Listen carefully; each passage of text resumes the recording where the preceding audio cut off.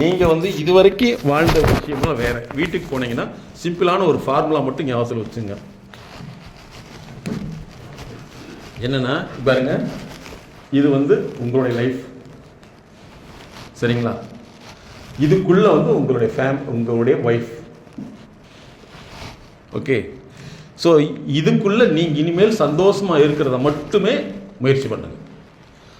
மற்றவங்க உங்கள்கிட்ட கேட்குறது எல்லாமே ஆறுதலுக்கு தானே தவிர அறிவியலுக்கல்ல.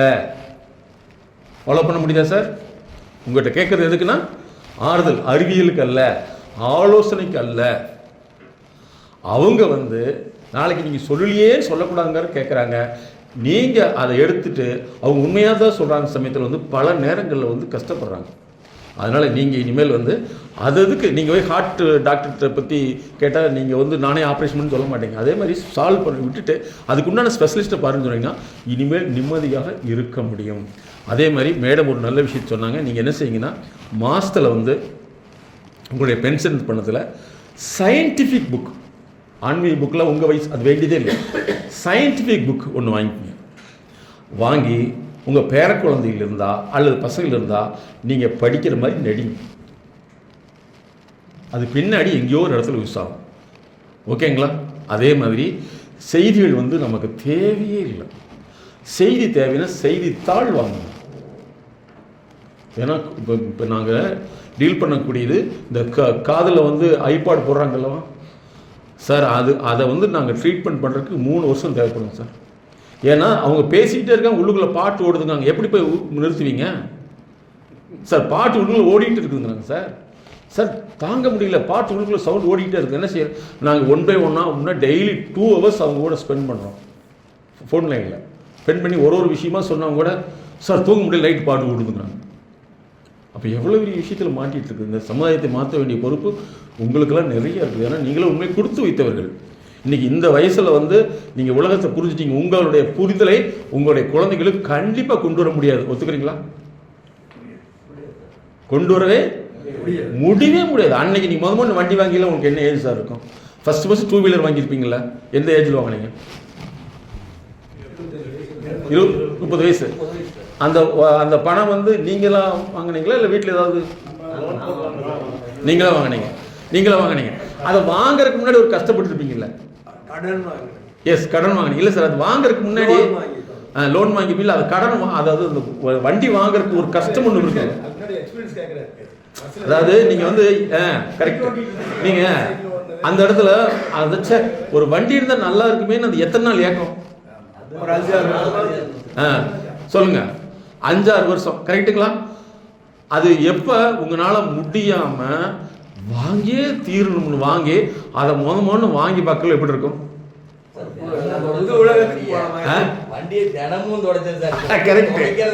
இப்ப துடைக்கிறதே இல்லை. துடைக்கிறதுக்கு தனியாக இப்போ வந்துருச்சு பார்த்தீங்களா? ஆள் வந்துருச்சு. அது வந்து என்ன தெரியுமா? அது இப்போ வந்து ஏஎம்சி, ஆனுவல் மெயின்டெனன்ஸ் கான்ட்ராக்ட் வந்துருச்சு இல்லையா?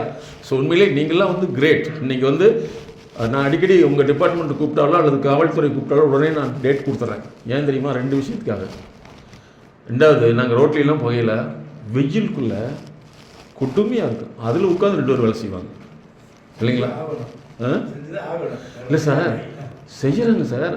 ஆனால் இன்னைக்கு ஏசி ரூமில் உட்காந்து செய்ய மாட்டேங்கிறா சார் ஐடியில் உள்ளவன். கரெக்டா? ஆனால் அங்கே போய் உட்காந்துட்டு எனக்கு பெரிய ஆச்சரியம்னா ஒருத்த காலை இப்படி போட்டு தம்மடி பார்க்க பாருங்க. உலகத்தில் இந்த மாதிரி விஷயத்தை யாருமே செய்ய முடியாது. நாங்கள் ஒரு உளவியல் நிபுணரை எப்படி பார்க்குறோம்னா அங்கேயும் கூட சந்தோஷப்படுறேன் இல்லையா? சார் வாடா கீழே வாப்பா, டேய் இருறா, வெயிட் பண்ணுறான். இதை கையில் வச்சுக்கிட்டு அந்த ஸ்பேரை எடுத்து செய்யறத 100 ஃபிலிம் எடுத்து போட்டாலே எவ்வளோ செய்ய முடியாது. அப்போ எவ்வளோ பெரிய கிரேட். அதே மாதிரி காவல்துறை அப்படி தான். பெண்கள் ட்ரெஸ் போட்டு யூரின் போக முடியாது. உண்மையிலே எவ்வளோ பெரிய தியாகங்கள் செஞ்சு இந்த உலகம் உருவாகி இருக்குது. அதனால தான் எங்களோட நிறுவனம் உங்கள் துறை சார்ந்தவங்க யார் கூப்பிட்டாலும் உடனே நாங்கள் டேட் கொடுத்துருவோம். அதுலேயும் பெரிய விஷயம், உங்கள் துறை சார்ந்து யார் வந்தாலும் நாங்கள் கன்செஷன் கொடுத்துருவோம். ஏன் தெரியுமா? இது வந்து சமுதாயத்துக்கு நீங்கள் செஞ்சதுக்கு நாங்கள் சொல்லக்கூடிய ஒரு பிரதிபகாரம். ஓகே ஸ்டூடெண்ட், மனுஷன் இப்பவே லூஸ் ஆயிட்டாப்ல. கரெக்ட். நீ எத்தனை வருஷத்துக்கு மேனேஜ் பண்ண போற? கரெக்ட். அப்படி ஒரு சந்தேகம் வந்துரு. ரிட்டையர் ஆன்னு சொன்ன உடனே மனுஷன் லூஸ் ஆயிட்டாப்ல இல்லையா? எத்தனை வருஷத்துக்கு சமாளிக்க முடியும்? கரெக்ட். அப்படியெல்லாம் வந்து அதனால என்னன்னா நீங்க வீட்டில் போய் உட்காந்து மெயினாக வந்து உங்க வாழ்க்கை துணையோட தனியாக கூட்டிட்டு போய் பேசுங்க. ஒரு நிமிஷம் வான்னு சொல்லி கூப்பிட்டு இந்த மாதிரிலாம் நம்ம சந்தோஷமா இருக்கோன்னு சொன்னாங்கன்னா நீங்கள் இனிமேல் நடக்கக்கூடிய செய்திகளை அவங்க எடுத்துக்குவாங்க. ஓ பரவாயில்ல, அன்னைக்கு நடந்த ப்ரோக்ராம் எதிரொலிங்க அப்படின்னு நினச்சிக்குவாங்க இல்லையா சார்? முன்னாடி வந்து நல்லா ஃப்ரீயாக அன்பே ஆறுவீரே, நான் இனிமேல் நம்ம 2 பேர் தான் இருக்க போகிறோம், ஜாலியாக பேசலாம் அப்படி இப்படின்னு சொல்லி அவங்களுக்கு கொஞ்சம் மைண்டை வந்து ரெடி பண்ணிட்டீங்கன்னா அவங்க ஹாப்பியாக இருப்பாங்க. இல்லைன்னா முஸ்லிம்ஸ் இங்கே வா அப்படின்னு சந்தேகம் வந்துடும். What is this? இந்த மனுஷன் பேரை சொன்னதே கிடையாது. அதனால இன்னையிலேருந்து ஒரு ஹாப்பியஸ்ட் ஃபேமிலியாக மாற போகிறீங்க. அதுக்கு முன்னாடி நீங்கள் எல்லாம் ஒரு குரூப்பாக எதுக்கு உங்களை நிற்க வச்சுன்னா, இது வரைக்கும் நம்ம எதெல்லாம் மிஸ் பண்ணியிருந்தோம், எதெல்லாம் தப்பு செஞ்சுருந்தோம், இனிமேல் நம்ம இதெல்லாம் நம்ம வாழணும் அப்படிங்கிறத கூட்டாக டிஸ்கஸ் பண்ணிங்க ஒரு குழுவாக. ஓகே, அப்புறம் வந்து எங்கே போனாலும் பெரிய பிரில்லியன்ட் ஆயிரும். கல்யாண வீட்டுக்கு போனாலும் எல்லாம் ரவுண்ட் ஆவாங்க. எங்கே நாங்களும் மேடம் எல்லா கல்யாண வீட்டுக்கு போனாலும் ஒரு 4 பேர் தவிர அந்த எந்த குரூப் சேராது. 4 பேர் அப்படி உட்காந்து அதே தான் யாராவது அப்படின்னா திரும்பி போ, நீ எல்லாம் குரூப்னு அர்த்தமாமா. அதே மாதிரி சிலர் கல்யாண வீட்டுக்கு போனாவே என்னமோ அந்த வீடியோ கேமரா எடுக்கிற மாதிரி பார்ப்பாங்க.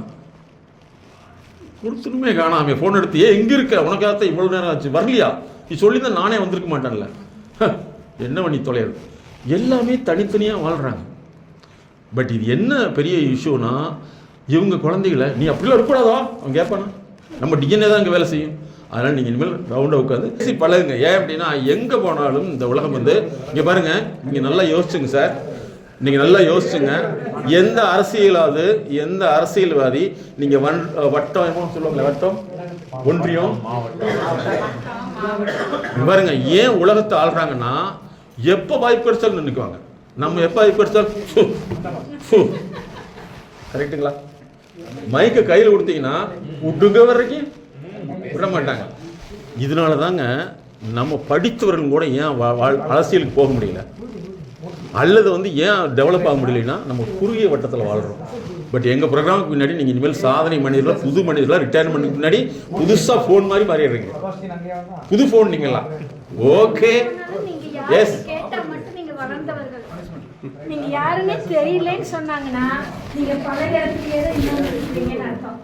புதுசா இருக்கீங்க, நீங்க எங்க வந்திருக்கீங்கன்னு கேட்டீங்கன்னா நீங்க வளர்ச்சி நல்ல டெவலப்மெண்ட் இருக்கு. வாழ்க்கையில இந்த ட்ரைனிங் நீங்க மறக்கவே மாட்டீங்க. உண்மையிலே மறக்கவே மாட்டீங்க. ஓகே, ஏன் அப்படின்னா இது வரைக்கும் நம்ம வாழ்ந்த முறை வேறு, இனிமேல் வாழ்ந்த முறை வேறு. நீங்க தானே ஃபர்ஸ்ட் குரூப். இப்போ ஃபர்ஸ்ட் குரூப்ல வந்து பேச போறாங்க.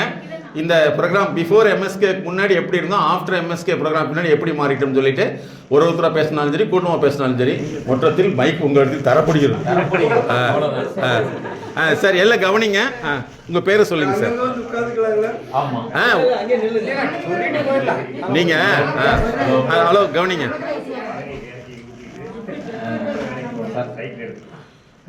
எல்லாரும் ஹாப்பியா இருக்கீங்க, ரொம்ப ஹாப்பியா ஆயிட்டீங்க. இந்த ரிலாக்ஸேஷன் கிடைக்கும் அப்படின்னு சொல்லி ரியலாவே நாமளே எதிர்பார்க்கல. ஓகே, ஏதோ சொல்ல போறாங்க, நாம ஏதோ கேட்க போறோம் அப்படிங்கிற ஒரு மைண்ட் செட்ல தான் நம்ம வந்தோம். பட் நமக்கு இடையில வந்து இந்த அளவுக்கு ஒரு இன்ட்ராக்ஷனை ஏற்படுத்தி, ஸோ நீங்க இப்படிதான் இருக்கணும் அப்படிங்கிற ஒரு புதுசான ஒரு பரிமாணத்தை வந்து நம்ம கிட்ட சார் ஏற்படுத்தி இருக்கிறாரு. இதுக்கு வந்து அவருக்கு நம்ம சார்பா நம்மளுடைய அன்பு, நன்றி, பாராட்டு அனைத்தையும் தெரிவிக்கிறோம். Thank you thank you sir, thank you. வேற யாராச்சும் பேசுறீங்க இந்த குழுவில்? யாருனாலும் பேசலாம். இது ஒரு பழயமா எடுத்துங்க. வாங்க, யார் பேசுறீங்க?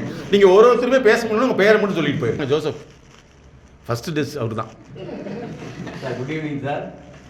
அதாவது இப்போ இங்கே எம்எஸ்கே இதை பற்றி தெரிஞ்சுக்கிட்டது வந்து எனக்கு ஒரே ஒரு இதுதான் தெரிஞ்சிச்சு. Before marriage, after marriage. அதாவது நம்ம கல்யாணத்துக்கு முன்னாடி என்ன பண்ண போகிறோன்னே தெரியாது.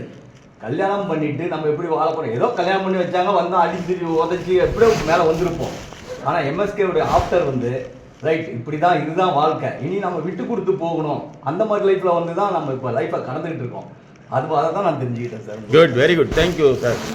நெக்ஸ்ட் வாங்க, அவர் எல்லாம் கை தட்டுங்க, சொல்லி முடிச்சு ஒரு கை தட்டுங்க. வாங்க அடுத்து. சரி, வேற யாராச்சும்? ஓகே ஓகே, வாங்க வாங்க. அனைவருக்கும் மாலை வணக்கம். நல்ல பயனுள்ள தகவல் எல்லாத்தையும் சொல்லியிருக்காங்க. இப்போ மத்தியானமாக உண்மையிலே எல்லாம் தூங்கிடும்னு நினச்சிட்டாமோ இவர் கிளாஸ் வந்து நல்லா எடுத்து பண்ணிட்டாங்க. என்ன கவலை இல்லை தூங்கி பார்க்குறாங்க.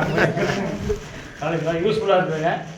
இவர் சொன்ன மாதிரி மேரேஜுக்கு மேரேஜுக்கு அப்புறம் மாதிரி இந்த கிளாஸ்க்கு அப்புறம் நாளையிலேருந்து கொஞ்சம் ஒரு மாற்றங்கள் வரலாம். ஒரு பர்சன்டேஜ் கூட வரலாம்.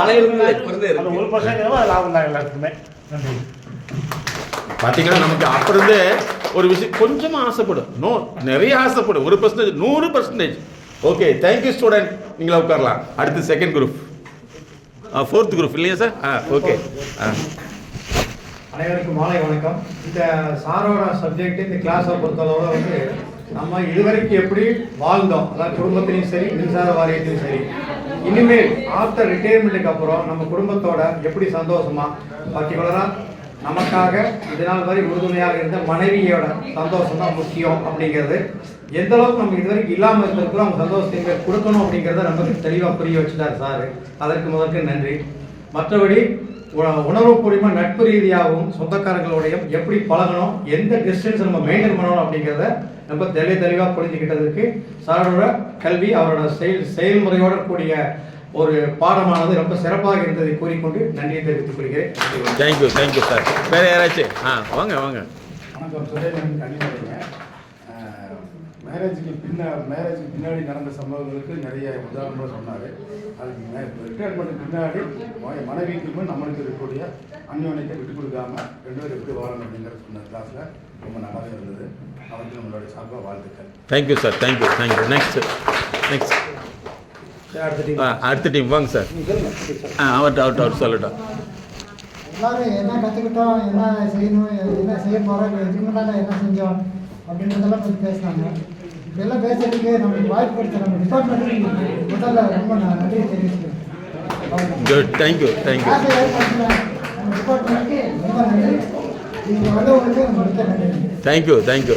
இதை முதல்ல நீங்கள் எல்லாமே ஒவ்வொருத்தரும் பார்த்து டெக்னிக்கல் டீமுக்கு வந்து அவங்களுக்கு ஏஇ சாருக்குலாம் தேங்க்ஸ் சொல்லுங்கள் ப்ளீஸ். வாங்க சார். வணக்கம். எல்லாம் 60 வயசு பையங்க, ஜாலியாக இருக்கிறேன். சிரிக்கிறது இங்கே மட்டும் இல்லை, வாழ்க்கையில் சிரிச்சுட்டே இருக்கணும் அப்படிங்கிறத இந்த நிகழ்ச்சியின் நோக்கமாக இருக்குன்னு நினைக்கிறேன். எவ்வளோ ட்ரெஸ்ஸாக இருந்தாலே கொஞ்சம் சிரிக்க வைக்கிறதுன்றது கொஞ்சம் கஷ்டமான விஷயம். அது எதுவுமே நம்ம புரிய வச்சு எல்லாத்தையும் தெரிய வச்சு எதிர்காலம் எப்படி இருக்கணும் அப்படிங்கிறத உணர்த்தக்கூடிய ஒரு நிகழ்ச்சி. நம்ம இது வரைக்கும் நம்ம ஒரு பக்கமாகவே சிந்திச்சுட்டு இருந்திருக்கலாம், இப்போ இப்படின்னு சிந்திக்கலாம் அப்படிங்கிறதுக்காக உளவியல் ரீதியாக மன ரீதியாக நம்ம மனசை இப்படிதான் வச்சுக்கணும் அப்படிங்கிறதுக்காக எடுத்து சொல்லக்கூடிய ஒரு நிகழ்ச்சி. ஏன்னா நமக்கு தெரியாது காசு வருது, அதை எப்படி உத்தரவு பண்ணணும், சொந்தக்காரங்க கேட்பாங்களா அவங்க கேட்பாங்களா அப்படிங்கிற மனநிலையில் தான் நமக்கு இருந்திருப்போம். இதை விட நம்ம தடுமாற்றமான வாழ்க்கையாக கூட இருக்கலாம், தடமாறி போகக்கூடிய வாய்ப்பு கூட இருக்கலாம். ஆனால் இதைய இந்த நேரத்தில் நமக்கு தெரிய வச்சு நம்ம ஒரு பாதை ஒரு வழி நம்ம வச்சிருப்போம். அது இன்னும் கொஞ்சம் தெரியப்படுத்தி நமக்கு சொன்னதுக்காக சாருக்கு மேடத்துக்கு நன்றியை தெரிவித்துக் கொள்கிறேன். நன்றி, வணக்கம். Thank you sir. தேங்க்யூ. வேற யாராச்சும்? ஒரு 20, 21 வயசு 25 வயசுக்குள்ள வந்து வேலைக்கு வந்து சேர்ந்து கிட்டத்தட்ட 39 வருஷம் இந்த மின்சார வாரியத்தில் ஒரு பயங்கரமான வெள்ளத்தில் மன உளைச்சலோட காய்ச்சல் அது இது எல்லாம் வந்து அதையெல்லாம் தாண்டி இப்போ மருத்துவ செலவுகள் இல்லாமல் மனமெல்லாம் நல்ல ஒரு நிலையில இருந்து நம்ம ரிட்டையர்ட் ஆக போங்கிறது ஒரு மகிழ்ச்சியான ஒரு தருணம். அதெல்லாம் வந்து நமக்கு இறைவன் கொடுத்து வரணும் தான் நம்ம சொல்லணும். அது மாதிரி வந்து இனி வரக்கூடிய காலத்தில் நம்ம வந்து வீட்டில் வாழ்ந்ததை விட மின்சார வாரியத்தில் வாழ்ந்த காலம் வந்து அதிகமாக இருந்துட்டு இருந்தது. மன உளைச்சல்ங்கிறது அந்த மின்சார வாரியம் சம்மந்தப்பட்டது. சம்சாரத்தை விட மின்சாரத்தை தான் நேசிச்சான். இதுவே வந்து மின்சாரத்தை விட சம்சாரத்தை நேசிக்கிறதுக்கு ஒரு வாடிக்கையாட்டி இருக்காங்க. அது மாதிரி அந்த வாரத்தை நம்ம சிறப்பாக இருக்கணும் அப்படின்னு சொல்லி நிகழ்ச்சியை நான் முடிச்சுக்கிறேன். தேங்க்யூ. இதுவரைக்கு மின்சார வாரியம், இனிமேல் சம்சார வாரியம் என்று சொல்றேன். அன்பு நண்பருக்கு நன்றி. அதே மாதிரி பெண்களுக்கு அப்படித்தான் இல்லையா? இது வரைக்குமே வந்து மின்சார வாரியம், இனிமேல் அவங்களுக்கு சம்சார வாரியம் இல்லையா? அது கரண்ட், இது கரண்ட் இல்லைங்களா? ஸோ அந்த வகையில் வந்து நீங்கள் இனிமேல் உங்களுடைய ஒவ்வொரு வினாடியும் மகிழ்ச்சிகரமாக பண்ணுங்கள். உங்களுடைய பெண் குழந்தைகள் இருந்தால் நீங்கள் கல்யாணம் பண்ணுறது செலவு, பியூட்டிஷியன் பண்ணக்கூடிய செலவுலாம் விட திருமணத்துக்கு முன் இந்த மாதிரி உளவியல் ஆலோசனை மேடத்தின் மூலமாக கொடுத்து ஒரு 3 மினிட்ஸில் அந்த பொண்ணை தேவை வேண்டினா அதுக்கு போய் காட்டுக்குள்ளே விட்டாலும் ஜெயிச்சோம். நம்முடைய குழந்தைகளை வந்து வசதியில் வாழ்த்துவதெல்லாம் வாழ வைப்பதெல்லாம் வாழ்க்கை. எந்த சூழ்நிலையிலும் வாழும் வரைக்கும் நம்ம அந்த வாழ்க்கை திறனை உருவாக்கிட்டோம்னா போதும். ஏன்னா நீங்கள் நிறைய பெண்கள் பாதிக்கப்படுறாங்க. அதே மாதிரி ஒரு பெண் குழந்தைக்கு 60 வகையான திறன் இருக்கணும். எத்தனை திறன்? 60 வகையான திறன். ஒரு பொண்ணு வேலைக்கு போகுது, சாப்பிடுது, தூங்குது அப்படிங்கிறது திறனே கிடையாது. ஏன்னா இப்போ குழந்தைகளை வந்து ஏடிஹெச்டின்னு ஒரு நோய் வந்து அந்த காலத்துலேருந்தே இருக்குது. ஏடிஹெச்டி அப்படின்னா அந்த குழந்தைகள் வந்து எப்பவுமே அவங்கள வேலை செய்யாமையே உட்கார வச்சுருப்பாங்க. மிகப்பெரிய கல்வி நிறுவனங்கள் என்ன செய்யுதுன்னா எல்லாமே நோட்ஸாக கொடுத்துரும், எதுவுமே வேலை செய்யாது. அந்த குழந்தைகள் வந்து புரிந்து கொள்ளும் திறன் குறைவு. வீட்டில் வந்து ஃபேன் ஆஃப் பண்ண சொன்னால் ஆஃப் பண்ணாது. பெட்டில் வந்து துணியை வந்து விரித்து வச்சதுன்னா அதை செட்டு வைக்காது. படுக்கை விரிப்பை சரி பண்ணாது. ஒரு பொருள் எடுத்தால் தூக்கி போட்டுரும். இது வந்து ஏடிஹெச்டி ப்ராப்ளம். அவங்க எதை சொன்னாலும் கேட்க மாட்டாங்க. இன்றைக்கி பாருங்கள், நீங்கள் எல்லாம் வந்து ரோட்டில் போகையில் நீங்கள் ஃபஸ்ட்டு வண்டி வாங்கையில் ஆர்ன் அடித்தா ஒதுங்குவாங்க. இப்போ ஆர்ன் அடித்தா நடுவில் நிற்கிறாங்க. கரெக்டுங்களா? இதுதான் ஏடிஹெச்டி ப்ராப்ளம். சரியா? அப்போ நீங்கள் வந்து அந்த மாதிரி ஒரு சூழ்நிலை இல்லாமல் அந்த குழந்தைகளை சரியான முறையில் வந்து அந்தந்த நீங்கள் பண்ணக்கூடிய அட்வைஸ் யாருமே ஏற்றுக்க மாட்டாங்க. நாங்கள் வந்து கூப்பிட்டு யாருக்கும் அட்வைஸ் பண்ணுறதில்ல. ஒரு பிரச்சனை எதுனாலேன்னு வருவோம். உதாரணத்துக்கு வந்து ஒரு குழந்தை படிக்க மாட்டேங்குது அப்படின்னு சொன்னால் நாங்கள் லெக்சிக் தெரப்பின்னு ஒன்று பண்ணுறோம். அந்த குழந்தை படிக்காததுக்கான என்ன காரணங்கள் அப்படின்னு சொல்லி பல வகையில் ஆய்வு செஞ்சு அதை படிக்க வைக்கிறதுக்கு நாங்கள் ஒன்றா செய்ய வைப்போம். சொல்ல வைக்க மாட்டோம், சொல்லித்தர மாட்டோம். அப்படி செஞ்சு தான் படிக்க வைக்கிறோம். ஈவன் காலேஜ் ஸ்டூடெண்ட் இருந்தாலும் சரி, எம்பிபி ஸ்டூடெண்ட் இருந்தாலும் சரி. அதேமாதிரி எழுத மாட்டேங்குது, ரைட்டிங் தெரப்பின்னு சொல்கிறோம். மேக்ஸ் வர மாட்டேங்குது, டைக் கால்குலியான்னு சொல்லுவோம். அதே மாதிரி நிறைய பேருக்கு தலைவலி, ஆஸ்பத்திரி போனாங்க சரியாகவே ஆகாது, தலைவலி வந்துகிட்டே இருக்கும். அப்போ தலைவலிக்கான காரணங்கள் என்னங்கிறத அவங்களும் நாங்கள் ட்ராவல் பண்ணுறோம். 90 நாள் ஃபோன்லைனில் கான்சல்ட் பண்ணி அவங்க சொல்ல முடியாத ஒரு விஷயங்கள் இருக்குது. ஒன்றும் இல்லை, எங்கிட்ட ஒரு ஃபோன் பண்ணுறாங்க, இந்த மாதிரி எனக்கு தூக்கம் வரவே இல்லை சார், நான் எல்லா ட்ரீட்மெண்ட் பார்த்தேன் சார், நஞ்செல்லாம் படபடப்பாக இருக்குது சார். அப்படி ஒருத்தர் இருந்தால் நான் வீட்டில் பக்கத்தில் தூங்கினா இருக்கு, அது பிடிக்குமா? நான் கேட்குறது தமிழ் தானே. ஒருத்தர் படன்னு தூக்கம் வரலிட்டு இருக்காங்க, பக்கத்தில் குறன்னு தூங்கிட்டு இருந்தால் அவங்களுக்கு பிடிக்குமா? என்ன தோணும்? கள்ளத்துக்கு விட்டு சாக வைக்கலான்னு தோணாது. எந்திரி எந்திரி எந்திரி எந்திரி, நான் தூங்க வேணாம் பண்ணிட்டு இருக்கேன், நீ தூங்கி தொலைச்சிட்டு இருக்கியே அப்படின்னு போட்டு அவங்கள மட்டும் எழுப்பல, என்னையும் கூப்பிட்டு எழுப்புனாங்க. சார் உங்கள் நம்பர் ஒருத்தர் கொடுத்தாங்க சார், தூக்கம் வரல, என்ன சார் பண்ணுறது? இப்போ என்ன பண்ணி, என்னம்மா நீ எங்கேருந்துமா பேசுகிற? நான் இங்கேருந்து ஹாங்காங்லேருந்து பேசுகிறேன். அவங்க இங்கிலீஷ் தான் பேசுகிறாங்க. நான் திடீர்னு நம்ம பிறந்தெல்லாம் தமிழ் தானே, நான் திடீர்னு நடிச்சாமல் இங்கிலீஷில் நான் கன்வெர்ட் பண்ணோம். எவ்வளோ கஷ்டமாக இருக்குது, யோசிச்சு பாருங்கள். என்னம்மா சார், வாட் யூ சே என்னம்மா சார்? ஏன்னா அவங்க பேசுறது இங்கிலீஷ், நான் பேசுறது என்னம்மா சார்? யாருமா நம்பர் கொடுத்தா? Oh what you tell me sir. அப்புறம் நான் தெரிஞ்சுக்குவோம் அவன் இங்கிலீஷ்காரனாக இருக்குன்னு தெரிஞ்சுக்கிட்டு டெல் மீ சார் அப்படின்னு சொன்னால் தூக்கமே வரல.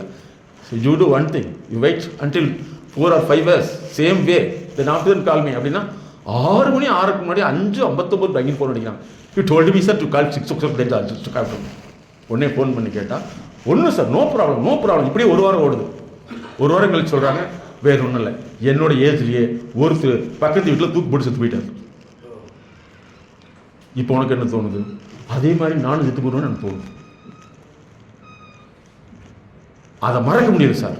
நான் என்ன வேணாலும் மருந்து சாப்பிட்றேன் சார்.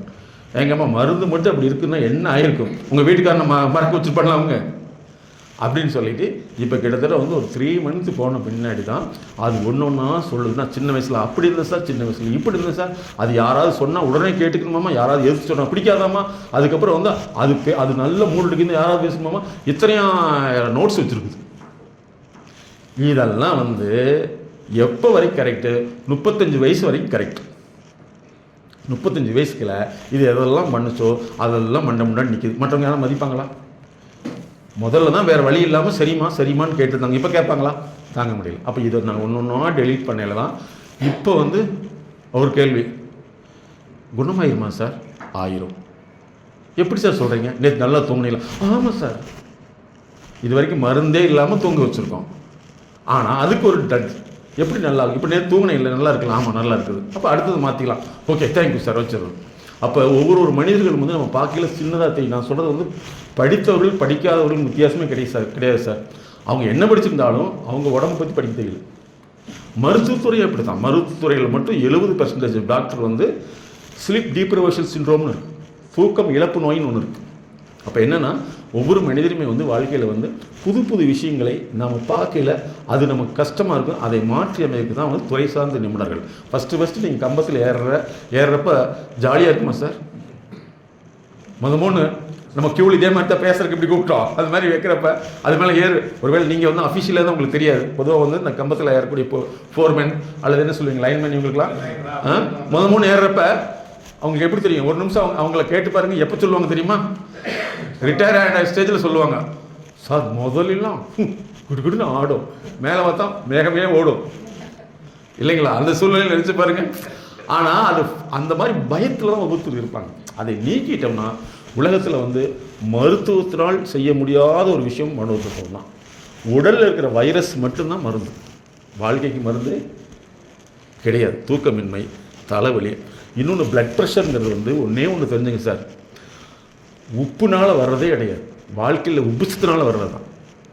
வாழ்க்கை பிரச்சனைனால தான் வர்றதா பிளட் ப்ரெஷர் இல்லைங்களா? யாராவது டப்புன்னு அமுத்துறாங்களா? ஒன்றுமே. நிறைய பேர் எங்கள் ஃபாரின் காரில் மூக்கில் ரத்தம் வந்துட்டு வருவாங்க, நாங்கள் மூஞ்சியும் பார்த்ததில்லை.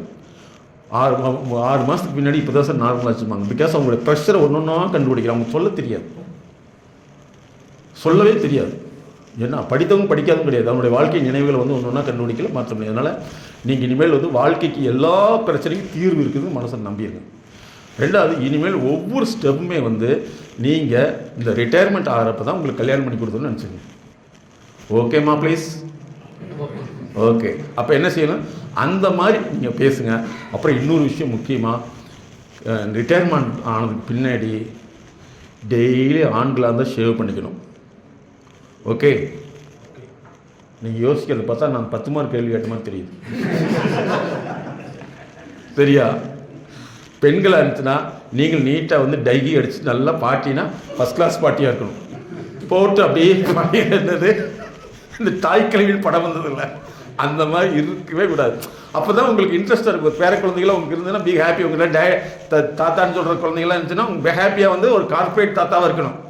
நீங்கள் வாட்டில் பழைய சவாய் சப்பெல்லாம் போட்டுருக்காதீங்க, நல்லா ஹாப்பியாக போங்க. ஒரு புதிய மனிதராக உங்களுக்கு உலகத்துக்கு அறிமுகப்படுத்துங்க. இனிமேல் தான் your life is going to start.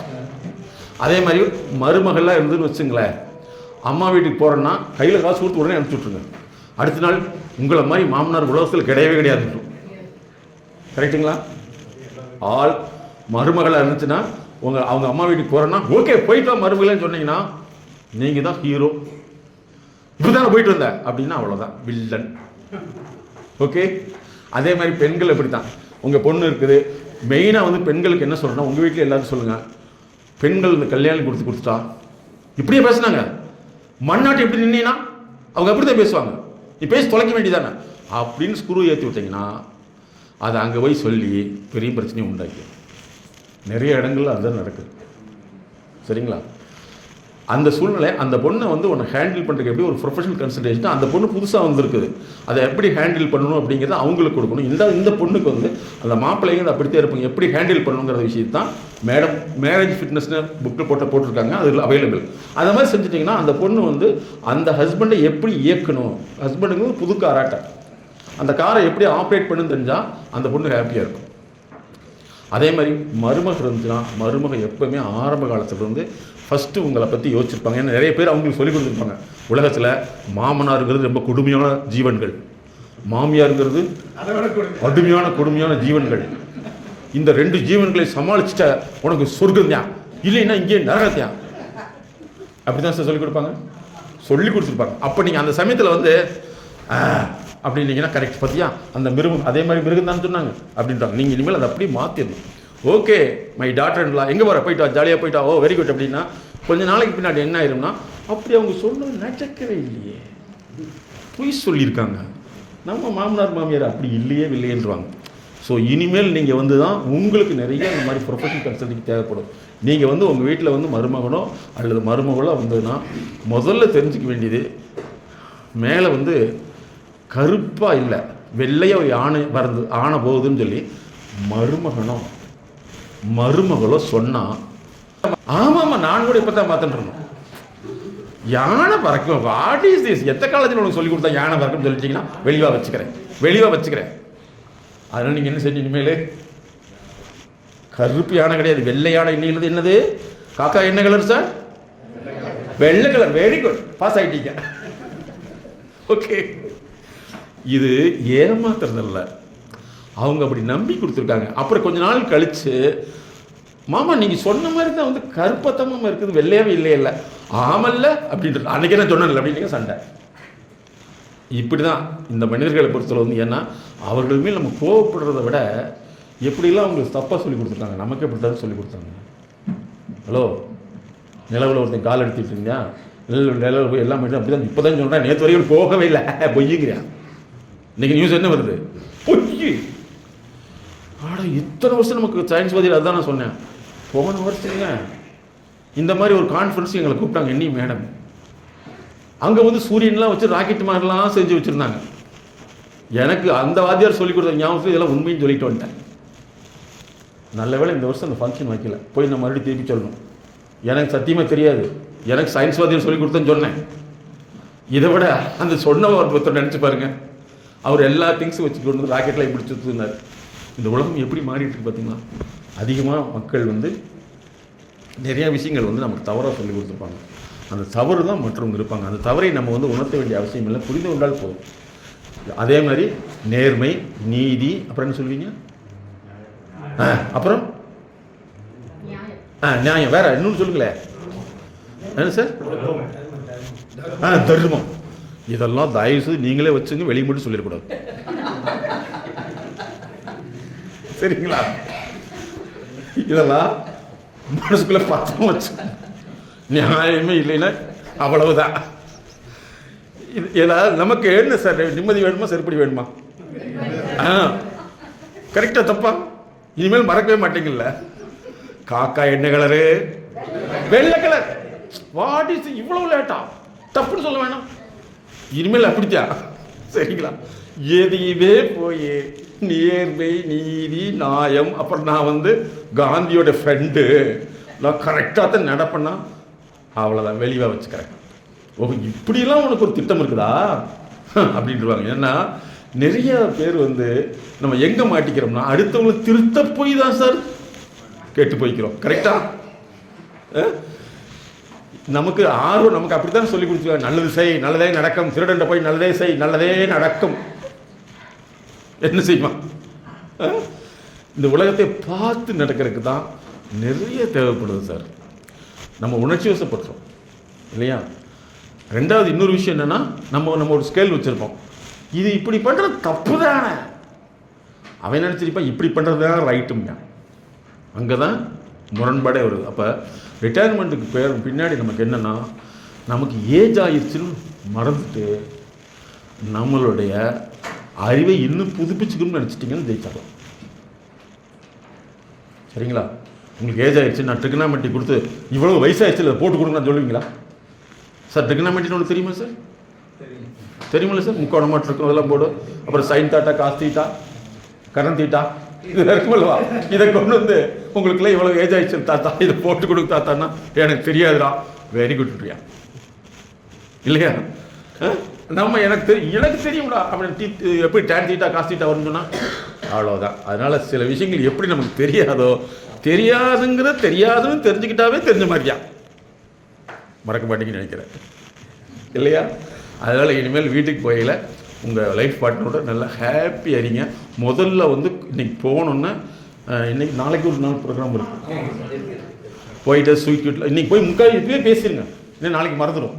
ஐயோ இப்படிக்கு இப்படி நம்ம 2 பேரும் சந்தோஷமாக தேர்க்க போகிறோம், நான் ஏதாவது பேசினா நீ வந்து மன்னிச்சுரியாமா, ஓகே, நீ ஏதாவது பேசினா நான் மன்னிச்சிட்டேன், இப்போ எழுதி வச்சிடறேன் அப்படின்னு சொன்னீங்கன்னா பரவாயில்ல, இந்த மனுஷனுக்கு இப்போனாச்சும் அறிவு வந்ததே இல்லையா அப்படின்னு சந்தோஷப்படுறதுக்கு வாய்ப்பு இருக்குது. திடீர்னு வந்து நான் மனுஷன்னு சொன்னீங்கன்னு வச்சுங்களேன், என்னமோ சம்திங் நடந்திருக்கு, இந்த ஆள் இப்படி இதுக்கு பின்னாடி யார் இருக்காங்க அப்படின்னு பின்னாடி யோசிக்க ஆரம்பிங்க. போனோடனே உட்காந்து 1/2 மணி நேரம் உட்காந்து நல்லா வீட்டில் உட்காந்து பேசி இப்படி அப்படின்னு சொல்லிட்டான், அப்படின்னு சொல்லிட்டான், வெரி குட், அப்படி இனிமேல் திட்ட மாட்டேங்களா? திட்ட மாட்டேன். எங்கள் அம்மா வீட்டுக்கு போட்டா போயிட்டு வா, அவ்வளோதான். அப்படி சொல்லிட்டீங்களா, உங்களை மாதிரி உலகத்தில் யாருமே கிடையாது. ஒருவேளை உங்களுக்கு மருமகனோ அல்லது மருமகளோ இருந்தால் கூட அவங்ககிட்ட ஃப்ரீயாக டிஸ்கஸ் பண்ணிட்டீங்கன்னா உங்களை நீங்கள் புதுசாக மாறிட்டீங்கன்னு சொல்ல முடியும். கட்சி மாறின மாதிரி சொல்லிட்டீங்கன்னா ஓ இவரு நம்ம கட்சி தான்றாங்க.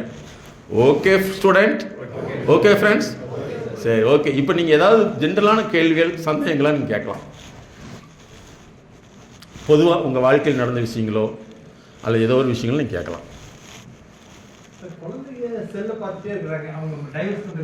சரி, வெரி குட். முதல்ல வந்து செல்லை வந்து குழந்தைங்க பார்க்குறதே இல்லை சார். அந்த செல்லு வாங்கி கொடுத்த அம்மா அப்பா தான் சார் பார்க்குறாங்க. முதல் ட்ரீட்மெண்ட் அவங்களுக்கு தான் சார் வேணும். அவங்க குடும்பப்படனா இவங்க முதல்ல அந்த செல்லை எடுத்து கையில் கொடுத்து அதனால தான் சார் நான் சொல்கிறேன், ட்ரீட்மெண்ட் யாருக்கு வேணும்? கண்ணுக்குட்டிக்கல்ல. இவங்க என்ன செய்கிறாங்கன்னா, இவருங்க அந்த குழந்தை வந்து நான் ஒரு எழுத்தாளர் வீட்டுக்கு போயிருந்தேன். சரிங்களா? எழுத்தாளர்னு தெரியுமில்ல சார், ரைட்டர். அவர் வீட்டில் நிறைய புத்தகங்களாக அடுக்கி வச்சுருக்காரு. அந்த தவிர்ந்து வர்ற குழந்தை தூக்கி தூக்கி வீசி விளையாடுது. ஒன்று. இன்னொரு வீட்டுக்கு போனேன். அவங்க வீட்டில் வந்து மட்டனு சில்லி சிக்கன் நல்லா சாப்பிடுவாங்க பாட்டி. அது நல்லா குழந்தை மேலே கறக்குன்னு சாப்பிடுது குழந்தை. ஓகே. இன்னொரு வீட்டுக்கு போனேன். எல்லாம் என் ஃப்ரெண்டுக்கு வீட்டு தான், இல்லை உங்களை மாதிரி எனக்கு ஃப்ரெண்ட்ஷிப் பண்ணுவாங்க. அங்கே போனோன்னா அந்த பாட்டி வந்து சங்கீதம் படிக்குது. ஓகே சார், சங்கீதம் வந்து படிக்குது. இப்போ பாருங்கள், எந்தெந்த குழந்தை யாராட்டு போகுது. அப்போ ஃபஸ்ட்டு நம்ம தெரிஞ்சுக்க வேண்டியது என்னென்னா, முதல்ல வந்து குழந்தை வளர்ப்புங்கிறது பெற்றோர் வளர்ப்பு தான் முக்கியம். உங்களுக்கு ஃபோன் வருது, பேசுங்க. ஃபோன் வந்துக்கிட்டே இருக்குது, பேசிக்கிட்டே இருக்கீங்க. அந்த குழந்தை மனசில் என்ன பதியும்? அதே மாதிரி பேசணும். இப்போ சொல்லுங்கள், குழந்தைய மாற்றுன்னு சொல்கிறாங்க. அதனால தான் வந்து டெல்லியில் ஒரு ஹாஸ்பிட்டல் ஸ்டார்ட். இது நாங்கள் வந்து எங்களுடைய நெட்டில் பார்த்தீங்கன்னா நாங்கள் போட்டிருப்போம். இதெல்லாம் நாங்கள் 10 வருஷத்துக்கு முன்னாடி ஸ்டார்ட் பண்ணிட்டோம். போன வாரம் ஒடிஷாவில் ஒரு கான்ஃபரன்ஸ் நடந்தது. நானும் மேடம் போயிருந்தோம். ஒருத்தர் என்னுடைய ஸ்டூடெண்ட் அப்போ +2 வந்தாப்புல, இப்போ அவன் நெதர்லாந்தில் இருக்காப்புல. அவங்க பேரண்ட்ஸ் சொன்னார், சார் இன்றைக்கி சொல்ல வேண்டிய விஷயத்தை அன்றைக்கே நீங்கள் சொன்னீங்க, எங்கள் பையன் ஃபாலோ பண்ணி நீங்கள் நெதர்லாந்தில் இருக்கான். இன்றைக்கி நிறைய பேஷண்ட் உங்கள்கிட்ட அனுப்பிச்சிட்டு இருப்பான், எல்லாம் என்னோடய பையனுடைய ரெஃபரன்ஸ் தான் சொல்லுவான். நான் அன்றைக்கி சொன்னது. அதனால் நீங்கள் தெரிஞ்சுக்க வேண்டிய விஷயம் என்னென்னா, முதல்ல வந்து பெற்றோர்களுக்கு தான் வந்து அந்த செல்லை யூஸ் பண்ணுறது எப்படின்னு சொல்லிக் கொடுக்கணும். ரெண்டாவது, டெல்லியில் ஒரு ஹாஸ்பிட்டல் ஸ்டார்ட் பண்ணியிருக்காங்க. அந்த குழந்தைய வந்து செல்ஃபோன்லேருந்து மறக்கடிக்கிறதுக்கு வந்து 3 மாதத்துக்கு 3.25 லட்சம் பில்லு. அது ஒன்றும் அப்பப்போ 1 ஹவர் டிஸ்கஷன் பண்ண சொல்லி இது மாதிரி செய்ய சொல்லுவாங்க. பட் இது நாங்கள் 15 வருஷத்துக்கு முன்னாடி ஸ்டார்ட் பண்ணோம். இவ்வளோ பில்லுகள் கிடையாது, நான் சொல்கிறேன். அப்போ யோசிச்சு பாருங்கள், ஒரு குழந்தையுடைய குடிபோதை, இது வந்து நெட்டு போதை. ஓகே. ஸோ இனிமேல் நீங்கள் சாதனை மனிதர்களாக மாற போகிறீங்க. எஸ், இது மாதிரி ஹாப்பியாக போங்க. வீட்டில் போன முன்னாடி எல்லார்ட்டும் சந்தோஷமாக டிஸ்கஸ் பண்ணுங்கள். குழந்தைகள் வந்தாலும் டிஸ்கஸ் பண்ணுங்கள். உங்களுடைய ஒவ்வொரு நாளைக்கு வரையிலே வந்து ஃப்ரெஷ்ஷாக வந்து எல்லார்ட்டும் மறுபடியும் ரெனோவல் பண்ணி எல்லாம் 35 பேரும் மனப்பாடம் பண்ணிடணும். ஓகே, மனப்பாடம் பண்ணிடுவீங்கள. அப்போ என்னென்னா, நீங்கள் தான் ஃப்ரெண்டு. உலகத்தில் சொத்து யார் சார்? ஃப்ரெண்டு தான், இல்லையா? எப்போ நல்லா இருக்கேன், இங்கே வா நான் இருக்கேன் அப்படின்னு சொன்னால் நம்ம ஜெயிப்போம். இல்லை, எங்கே வேணாலும் போகலாம். அதனால் 35 பேருமே ஒன் ஃபேமிலி. ஸோ உங்களை வந்து புதுசாக ரெஃப்ரெஷ் பண்ணிகிட்டே வாங்க. இன்னும் பெரிய விஷயமா கேட்டீங்க, வெரி குட். வேறு ஏதாவது டவுட் இருக்கா? சார் செல்ஃபோன் கிளியராக அந்த பேரண்ட்டுக்கு தான் கன்சல்டிங் கொடுக்கணும். அது ஸ்டெப் பை ஸ்டெப்பாக கொடுத்தோம்னா சரியாயிடும். ஓகே. அடுத்து வேறு ஏதாவது கேள்விகள்?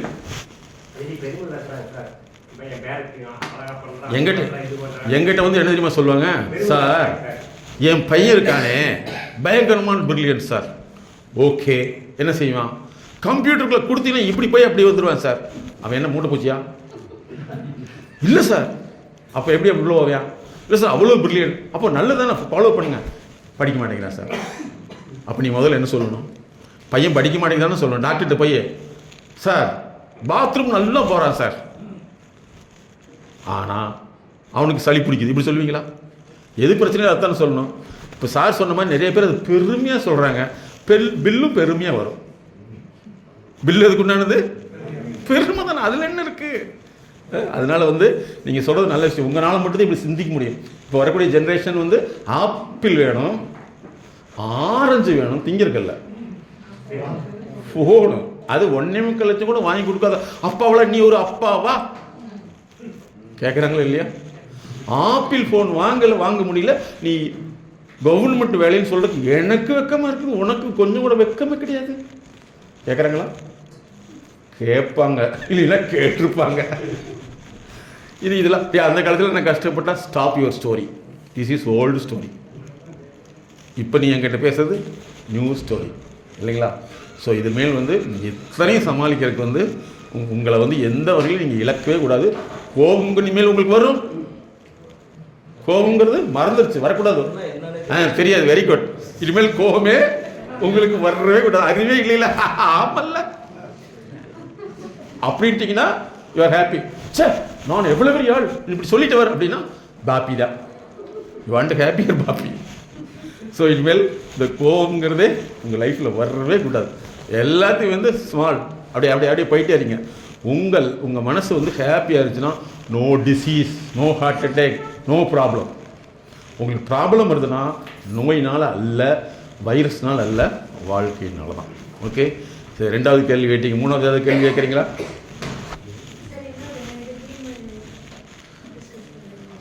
எல்லாம் முன்னிட்டீங்களா? எல்லாம் முடிச்சிட்டிங்கன்னு நினைக்கிறேன். ஓகே, எல்லாம் பேசிட்டேன். முடிஞ்ச அளவுக்கு 12 மணி மாதிரி முகத்தை வைக்காம 9:15 மாதிரி முகத்தை வச்சிருந்தால நல்லா இருக்கு. Very good. இந்த 12 மணிக்கு எனக்கு புரியல. ஆமா, ஓ வெரி குட். வெரி ஓ கரெக்ட். இவர் கரெக்ட் சார் சொல்லுது. இப்படி வேற சிரிச்ச மாதிரி சார் பாத்தீங்களா, எல்லா விஷயத்துக்கும் பின்னாடி ஒரு ஐடியா இருக்குது. எப்படி கிரேட் கிரேட். இல்ல பாருங்க, அவருடைய உண்மையிலே நம்ம பாராட்டுறேன். அவர் அவ்வளவு திறமை உள்ளவர் சொல்றாரு, எனக்கு தன்னம்பிக்கை குறைவுங்கிறாரு. ஆனா தன்னம்பிக்கை நிறைய இருக்கு. தன்னுடைய குறையை வந்து இன்னும் டெவலப் பண்ணும், அதை வந்து அதிலிருந்து வெளிவரும் நினைக்கிறார். பார்த்தீங்களா, அதுதான் கிரேட். ஸோ இந்த அருமையான வாய்ப்பை ஏற்படுத்தி கொடுத்தே உங்கள் நிறுவனத்துடைய என்னுடைய நண்பர் ஏய் சார் அவர்களுக்கும், அதே மாதிரி டெக்னிக்கல் மேனேஜர் சார் அவர்களுக்கும், என்னோடு இவ்வளவு தூரம் இன்ட்ராக்ட் பண்ண உங்களுக்கும் மிகுந்த நன்றி தெரிவித்துக் கொண்டு, இந்த சித்திரை திருநாளிலிருந்து உங்களுடைய வாழ்க்கை அற்புதமான மகிழ்ச்சிகரமான வாழ்க்கையாக மாறப்போகிறது. இந்த மாறுவதற்குண்டான அனைத்து வாய்ப்பும் ஏற்படுத்திய அனைவருக்கும், என்னுடைய அசோசியேட் அவர்களுக்கும் நன்றி. Thank you, all the best.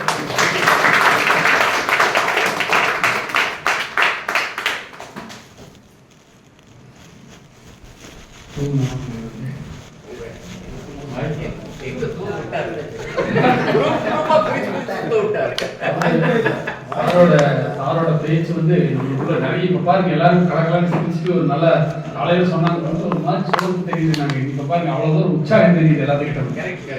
அந்த அளவுக்கு ஒரு உற்சாகம் ஒரு தெரியுது. சார் ஸ்டூடெண்ட்னு சொல்லி உங்களை அப்படியே இளமையாக்கிட்டாரு. ஒரு மகிழ்ச்சி எப்படி இருக்குன்னு நம்ம அவர்கிட்ட அந்த ஒரு கலை இருக்கு, அந்த ஒரு வித்தை இருக்கு. நம்மளுக்குள்ள புகுந்து நம்மளுக்குள்ள அந்த மாற்றத்தை உண்டு பண்ணி இனிமேல் நம்ம எப்படி இருக்கணும், என்னடா செய்யணும், என்ன செய்யக்கூடாதுங்கிறத மேடம் சாரும் நம்மளுக்கு ரொம்ப நல்லா தெளிவா புரிய வச்சிருக்காங்க. ஒரு 2 பேர் சொன்னா சாருக்கும் எங்களுக்கும் கொஞ்சம் இதா இருக்கும், எப்படி இருந்துச்சு அப்படிங்கிறது.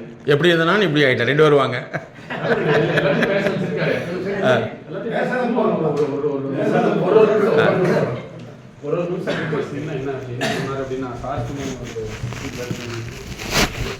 எங்கேயோ பிறந்த எப்படியோ இருந்த இன்னைக்கு வந்து ஒரு நிறைகுடமா ஒரு நிறுவனத்தை விட்டு போகும்போது இன்னும் எதிர்காலத்துல வரக்கூடிய காலத்துல வரக்கூடிய நாட்கள்ல எவ்வளவு அமைதியா வாழணும், எந்த மாதிரி இருந்தா நம்ம லைஃபை நீட்டிச்சு பார்த்துக்கலாம் அப்படிங்கிற ஒரு தாட்டை இங்க வந்து நமக்கு மிக எளிமையா உதாரணங்களோட எடுத்து சொன்ன, உளவியல் ரீதியா நம்ம மனசுக்குள்ளேயே ஊடுருவி போய் இந்த 35 பேர் எத்தனை திசையிலிருந்து வந்திருப்போம். ஆனாலும் அவங்க எல்லாம் ஒருங்கிணைச்சு 1 2 3 4 5 சொல்லிட்டு அவங்கள ஒரு குரூப்பா பிரிச்சு இவங்களுக்கு இப்படி இருப்பாங்க, இப்படி எழுதுனாங்க, எண்ணங்களை உள்வாங்கி எடுத்து சொல்லக்கூடிய ஒரு நிலை எங்களுக்கு எல்லாம் கொடுத்து மகிழ்ச்சி படுத்தி மகிழ்ச்சியா இருக்கணும்னு நினைச்சு, அது நேரங்காலம் ஒதுக்கி அதை விட சிறந்த ஒரு உதாரணம் சொன்ன, இந்த இடத்துல ஏசிக்காக இவ்வளவு அழகா இவ்வளவு தெளிவா நமக்காகவே வந்து ஒரு ஜனனம் பண்ண மாதிரி எடுத்து சொல்ல இந்த 2 பேருக்குமே மகிழ்ச்சியான நன்றி கலந்த பாராட்டுகளை தெரிவிச்சுக்கிறேன். இதுபோல எங்களுக்கு நிகழ்ச்சிகளை ஏற்பாடு செய்த டிடிசி நிறுவனத்துக்கு முதல் நன்றியை சொல்லணும். ஏன்னா 32 பேர் இந்த 30ஆம் தேதியோடு போனவங்க நீ யாரோ நானாரா அப்படிங்கிற மாதிரி இந்த நிகழ்வு இருக்கு, மனசை விட்டு போயிடுது. ஆனா இவர் எடுத்த நிகழ்ச்சி வந்து நம்ம லைஃப் லாங்க வரும் அப்படிங்கிறதுக்கு ஒவ்வொருத்தருக்கும் ஒரு வாய்ப்பு கிடைச்சிருக்கு. இல்லைன்னா எப்போ அப்படி தோர்ந்து போயோ அல்லது எங்க போய் இறக்கி வைக்கிற கடமையே இல்லாத இருக்கு. கிணத்துல போய் விழுகிறதா, நல்ல இடத்துல போறதா, என்ன செய்யறது அப்படிங்கிறது வெறும் கஷ்டமா இருக்கு. அந்த கஷ்டத்தை எல்லாம் கொஞ்சம் ரிலாக்ஸ், எளிமையா நமக்கு இந்த வயசுல புரிய வைக்கிறதுங்கிறது பெருசு. புரிஞ்சு வெளியே வந்து பேரன் பேத்தி அதுக்கு மேல எல்லாம் வந்துட்டேன். இப்போ இனிமேல் நீங்க சந்தோஷமா இருக்கணும். நீங்க இப்படி இருந்தாலும் உங்க லைஃப 75 வயசு வரைக்காவது இருக்கணும். ஹார்ட் அட்டாக் வரக்கூடாது, பிபி வரக்கூடாது, சுகர் வரக்கூடாது, காய்ச்சல் வரக்கூடாது அப்படிங்கிறதுக்கெல்லாம் எல்லாத்தையும் எடுத்து சொன்னதுனால ஒரு மகிழ்ச்சி இந்த நேரத்தில் அவங்க தெரிவிச்சதுனால அவங்களுக்கு நன்றிகளை இருகரம் கூப்பி தெரிவித்து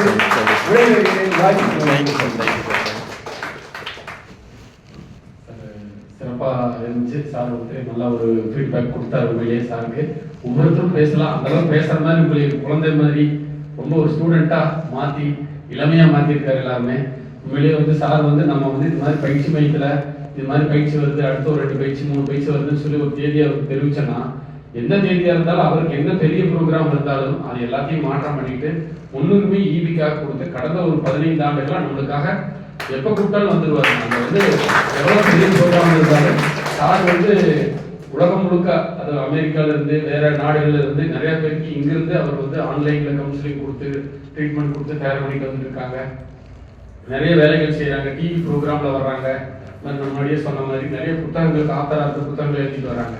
அதனால இன்னைக்கு வந்து நம்மளுக்கு வழங்கி நம்மளுக்குள்ள ஒரு மாற்றத்தை உண்டு பண்ணி இருக்கக்கூடிய MSK Moideen sir and team madam அவங்களுக்கும் நம்ம எல்லாருமே வந்து அவர் இன்னும் மேலும் நல்ல ஒரு உலக புகழ் தரணும், இன்னும் பல சாதனைகள் படைக்கணும், இன்னும் நிறைய பேருக்கு நம்மளுக்கு ஒரு விழிப்புணர்வு கொடுத்த மாதிரி அவர் இன்னும் பெரிய சாதனைகள் படைக்கணும்னு சொல்லி ஒரு உற்சாகமான கரகோஷத்தோட அவருக்கு வாழ்த்துக்கள்.